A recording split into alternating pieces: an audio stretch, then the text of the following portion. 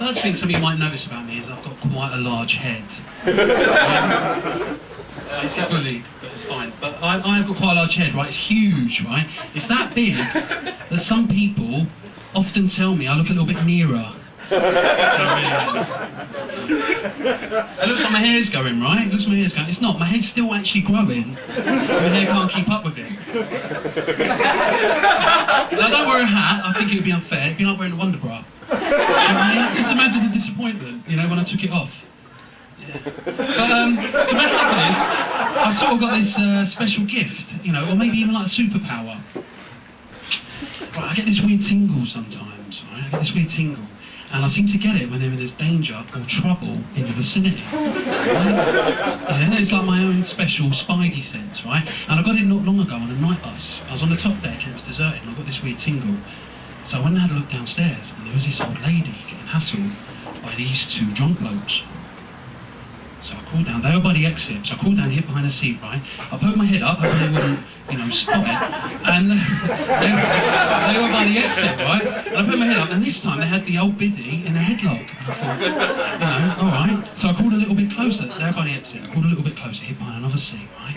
I had another look. This time they wrestled the old lady to the floor, right? They had her pinned down. And that was when I thought, you know, this could be trouble. Do you know what I mean? You know? And as I was thinking this, the bus started slowing, right? It's coming to a bus stop.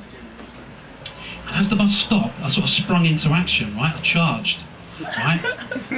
I ran between the two blokes. I leapt over the old lady, straight off the bus to safety. You know? My special gift saved a life that night. My life, right.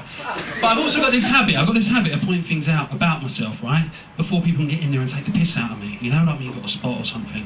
It's like human nature. That's why I told you about my big head, right? Because I didn't want to be standing here talking, trying to keep your attention while you're just thinking, there's something very wrong with this man.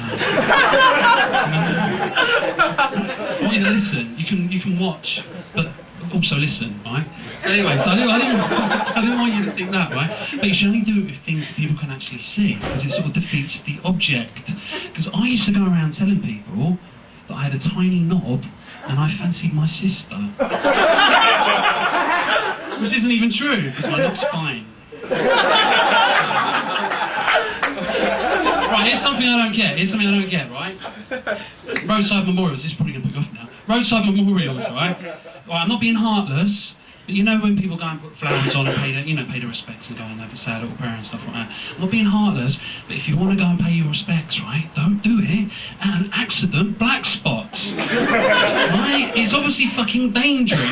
Right? I'd just be there praying I didn't get fucking run over. Right? And here's another thing I don't get, right? Big, fat, pikey mums, right? Huge, aggressive females, right?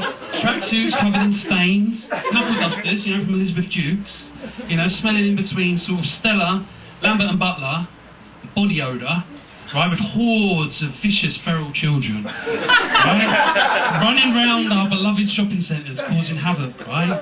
What I don't get is where do all these children come from, right? Who on earth is shagging these women?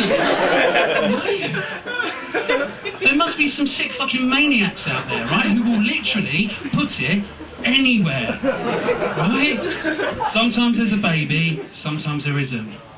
I must have been shagging a fold at that time. I've been Chris Kingham, thank you very much.